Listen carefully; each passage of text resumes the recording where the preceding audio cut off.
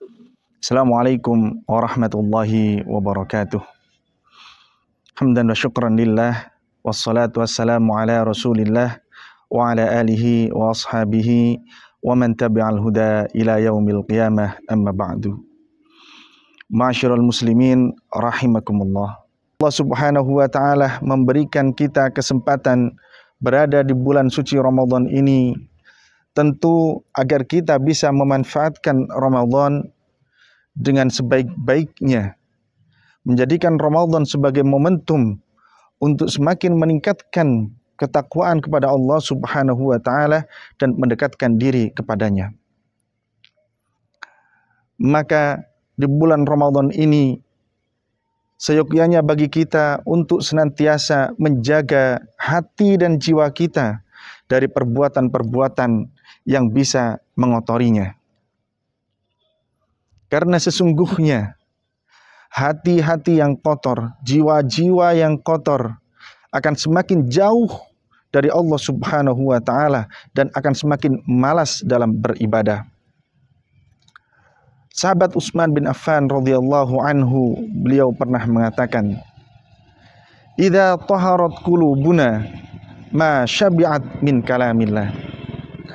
Apabila hati kita ini suci, tentulah kita tidak akan pernah kenyang dari membaca kalam-kalam Allah.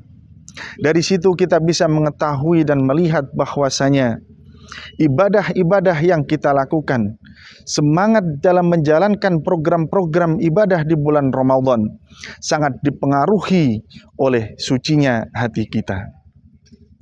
Ma'asyiral muslimin rahimani wa rahimakumullah. Oleh sebab itu perlu bagi kita untuk berusaha agar hati dan jiwa kita tetap berada dalam fitrahnya, dengan memprogramkan ibadah-ibadah yang ibadah tersebut mampu mencucikan jiwa dan hati kita. Ma'asyiral muslimin rahimakumullah. Di antara ibadah-ibadah yang bisa kita lakukan agar hati dan jiwa kita ini tetap terjaga, yang pertama adalah dengan memperbanyak zikir. Allah Subhanahu wa taala berfirman, "A'udzu billahi minasyaitonir rajim. Alladzina amanu wa tatma'innu qulubuhum bidzikrillah. Ala bidzikrillahi tatma'innul qulub." Orang-orang yang beriman dan merasa tentram hatinya karena zikir kepada Allah Subhanahu wa taala, maka ingatlah, ala bidzikrillahi tatmainnul qulub. Sesungguhnya dengan zikir kepada Allah Subhanahu wa taala, hati akan merasa tentram.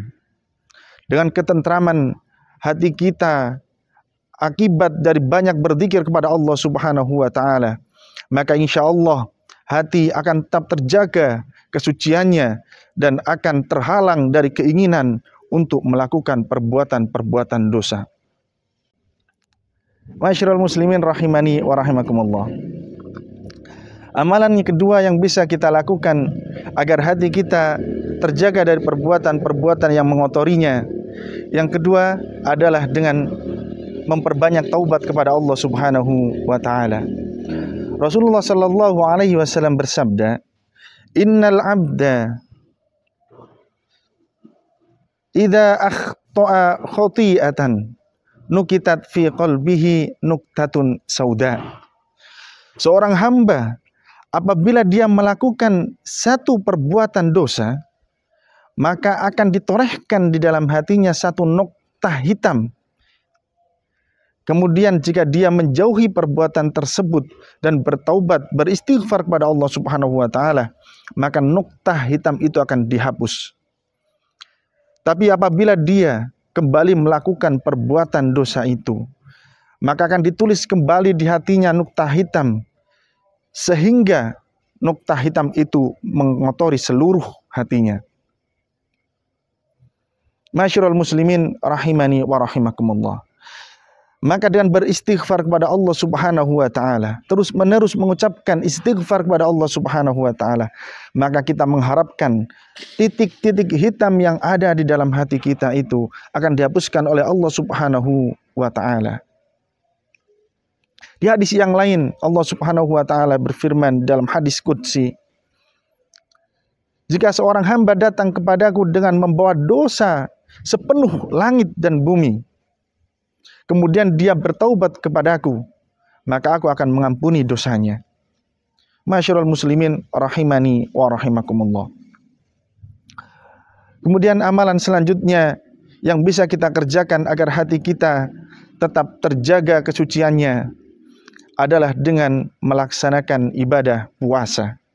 Rasulullah sallallahu alaihi wasallam bersabda, "Man shoma Ramadhana imanan wa ihtisaban, ghufira lahu ma taqaddama min dhanbihi." Barang siapa yang melaksanakan ibadah puasa di bulan Ramadan imanan wa ihtisaban, karena beriman, meyakini pada Allah Subhanahu wa taala tentang kewajiban puasa ini dan mengharapkan keridhaan dan pahala dari Allah Subhanahu wa taala, maka akan diampuni dosa-dosanya yang telah lalu. Dan tidaklah yang mengotori jiwa kita, yang mengotori hati kita, kecuali dosa-dosa yang telah kita lakukan. Maka dengan berpuasa diharapkan dosa-dosa yang kita lakukan diampuni oleh Allah Subhanahu wa taala. Masyarul muslimin rahimani wa rahimakumullah. Dan yang terakhir yang bisa kita lakukan agar Allah Subhanahu wa taala tetap menjaga kesucian hati kita adalah dengan membaca Al-Qur'an. Seperti yang kita ketahui, Al-Qur'an adalah obat terbaik. Al-Qur'an adalah pembersih terbaik untuk jiwa-jiwa yang sakit, untuk hati-hati yang kotor. Allah Subhanahu wa taala berfirman, "Laqad mannallahu 'alal mu'minina idh ba'atha fihim rasulan minhum yatlu 'alaihim ayatihi wa yuzakkihim wa yu'allimuhumul kitaba wal hikmah." Sungguh Allah Subhanahu wa taala telah memberikan karunia kepada orang-orang yang beriman. Idh ba'atha fihim rasulan minhum, ketika Allah mengutus seorang rasul dari golongan mereka. Yatlu alaihim ayatihi, yang membacakan kepadanya ayat-ayat Allah. Wa yuzakkihim, dan membersihkan mereka. Wa yu'allimuhumul kitaba wal hikmah, dan mengajarkan kepada mereka kitab dan hikmah. Dengan memperbanyak membaca Al-Quran, maka Allah Subhanahu wa ta'ala akan membersihkan hati dan jiwa kita. Innal hasanati yudhibnas sayyi'at. Sesungguhnya perbuatan-perbuatan baik bisa menghapus segala perbuatan-perbuatan yang jelek. Dan membaca Al-Quran memiliki kebaikan yang sangat luar biasa. Masyarul muslimin rahimani wa rahimakumullah. Dengan memperbanyak membaca Al-Quran, mudah-mudahan Allah Subhanahu wa ta'ala membersihkan hati-hati kita dari kotoran-kotoran yang disebabkan oleh kemaksiatan yang kita lakukan. Masyarul muslimin rahimani wa rahimakumullah. Itulah beberapa amalan yang bisa kita agendakan di bulan suci Ramadan ini untuk kita lakukan secara istiqomah, dan mudah-mudahan Allah Subhanahu wa ta'ala memberikan kita kekuatan untuk tetap melanjutkan program-program ibadah itu setelah kita keluar dari bulan suci Ramadan ini. Mudah-mudahan apa yang sebentar dan sedikit ini bisa memberikan keberkahan dan manfaat untuk kaum muslimin, dan mudah-mudahan Allah Subhanahu wa ta'ala menjadikan kita sebagai hamba-hambanya yang istiqomah di dalam kebaikan. Billahi taufiq wal hidayah. Wassalamualaikum warahmatullahi wabarakatuh.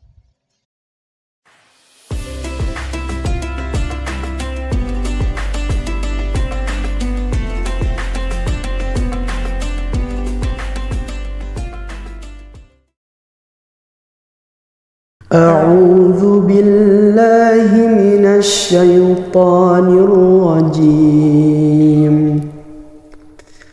بسم الله الرحمن الرحيم. إنا أنزلناه في ليلة القدر وما أدراك ما ليلة القدر. ليلة القدر خير من 1000 شهر تنزل الملائكة والروح فيها بإذن ربهم من كل أمر سلام هي حتى مطلع الفجر. صدق الله العظيم.